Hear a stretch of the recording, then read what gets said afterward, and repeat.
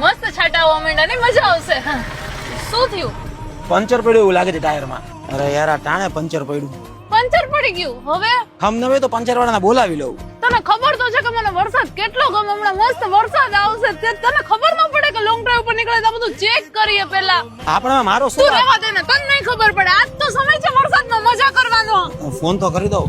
Hello, એક જગ્યાએ puncture પડી ગયું, તમને લોકેશન મોકલું, તમે આવો ને ત્યાં.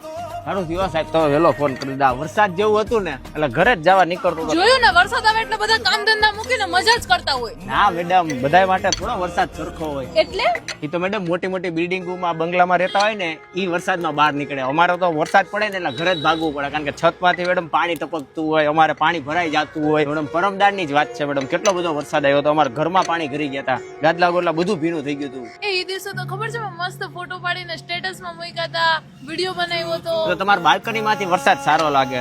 અમારા વિસ્તારમાં તો કોક વાર આવો તો ખબર પડે. પણ કાંઈ વાંધો નહીં, હવે આ તો જિંદગી જે હાલ્યા રાખે, મજા માણીને વયું જવાનું હોય. બાકી ઉપરવાળા ઉપર બધું મૂકી દેવાનું, ઠાકર કરાય ઠીક. થઈ ગયું હોય તમારું પંચર, ચેક કરી લેજો. સારું છે તમે આવ્યા. હવે તમારા મેડમ નું ફરવાનું થઈ જશે. જોયું ને, તારો એક નાનો એવો પ્લાનિંગ થોડો ખરાબ થાય તો તને કેટલો ગુસ્સો આવી જાય. પણ એ વ્યક્તિ આખી જિંદગી આવી કેટલી પરિસ્થિતિનો સામનો કરે, પણ તો એને કમ્પ્લેન નથી. સાચી વાત છે, વરસાદ બધા માટે સરખો નથી હોતો.